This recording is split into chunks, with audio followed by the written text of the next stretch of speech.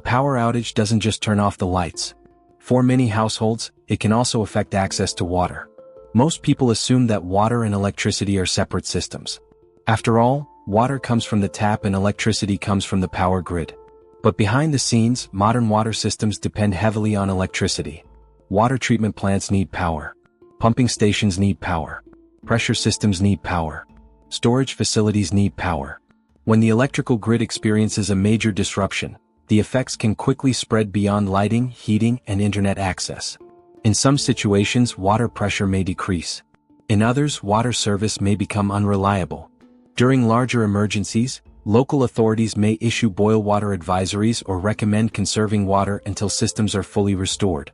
This is why many emergency planners view water and electricity as closely connected infrastructure. And it's also why more homeowners are beginning to prepare for both problems at the same time. The question isn't whether power outages happen. The question is whether your household can still access water when they do.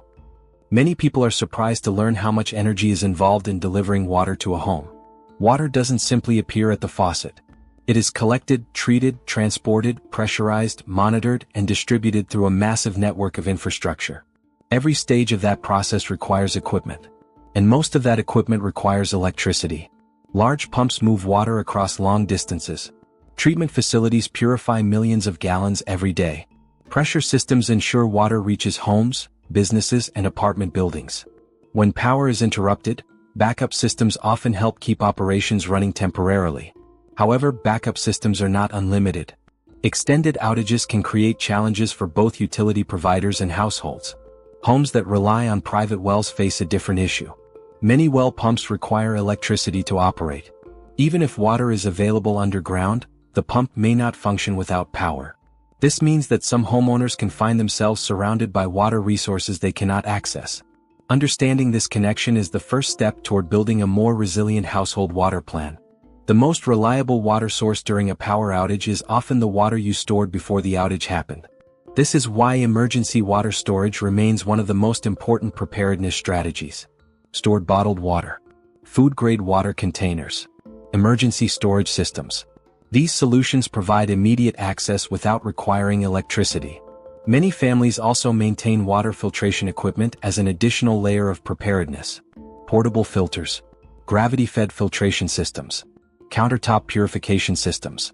These tools can help process water from alternative sources if necessary. Some homeowners collect rainwater for non-drinking purposes and, with appropriate treatment and filtration, potentially for emergency use. Others explore atmospheric water collection technologies that use condensation principles to capture moisture from the air. The goal isn't to find one perfect solution. The goal is to create multiple options.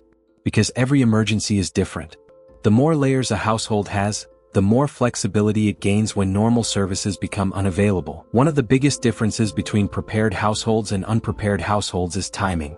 Most people think about water after a disruption begins. Prepared households think about water before it happens. They understand that emergencies rarely provide advance notice. A severe storm can arrive unexpectedly. A transformer can fail. A regional blackout can occur.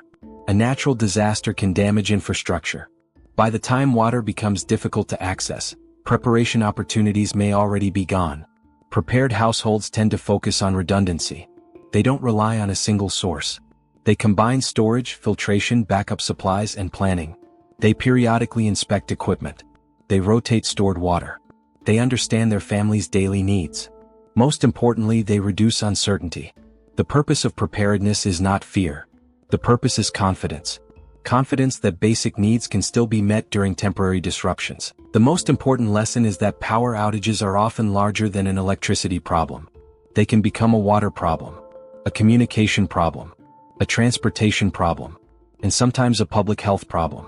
Modern infrastructure is deeply interconnected. When one system struggles, other systems can be affected as well. This is why emergency preparedness increasingly focuses on resilience rather than reaction. The households that navigate disruptions most effectively are usually not the ones with the most equipment. They are the ones that understand how these systems work and prepare accordingly.